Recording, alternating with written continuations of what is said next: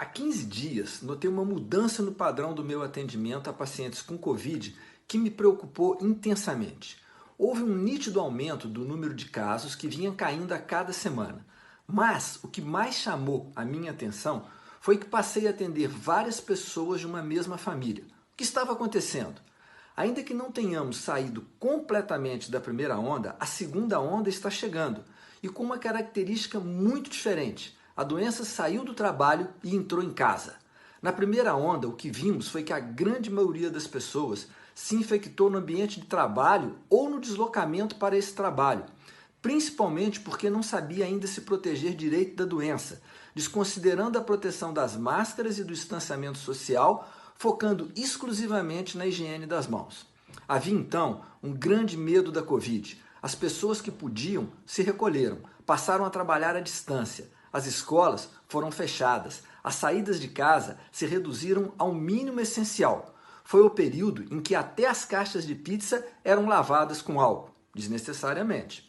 Aí, após uma significativa disseminação da doença e suas consequências, começamos a observar uma queda dos casos, em função da redução da circulação das pessoas e das medidas protetivas, como o uso de máscaras, distanciamento de 2 metros e ausência de aglomerações.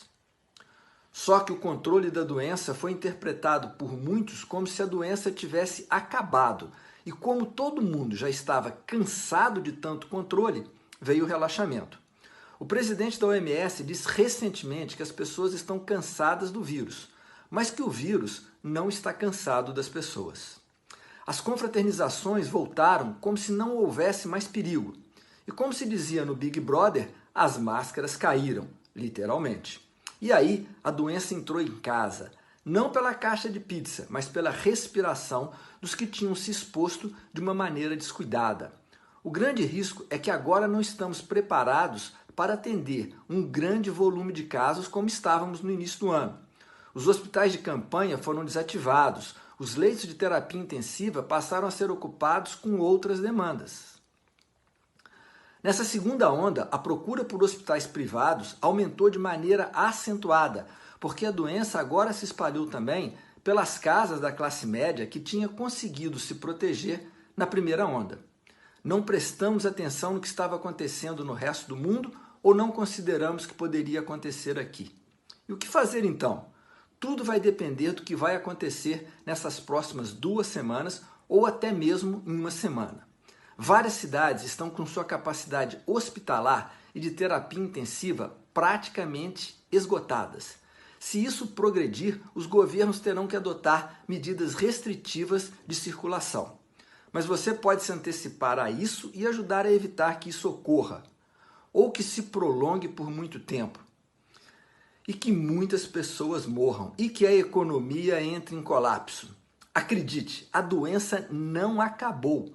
Mantenha os comportamentos de baixo risco, máscaras, distanciamento de 2 metros, sem aglomeração, evite ambientes fechados e sem circulação do ar por muito tempo e limpe as mãos. Não faça reuniões familiares fora do seu núcleo restrito. Não é hora ainda de confraternizações. 10 pessoas é uma multidão em tempos de Covid. Não frequente ambientes com pessoas sem máscaras e principalmente se você tiver que tirar a sua máscara também. Evite locais onde o distanciamento não pode ser obedecido e ainda mais se for em um ambiente fechado. Não visite seus familiares mais velhos ou com condições de risco se não puder seguir essas orientações. Depois que a Covid entrar na sua casa, ela vai entrar na casa dos seus parentes e dos seus amigos. E depois que ela sair, não sabemos o que ela vai deixar para trás. Obrigado.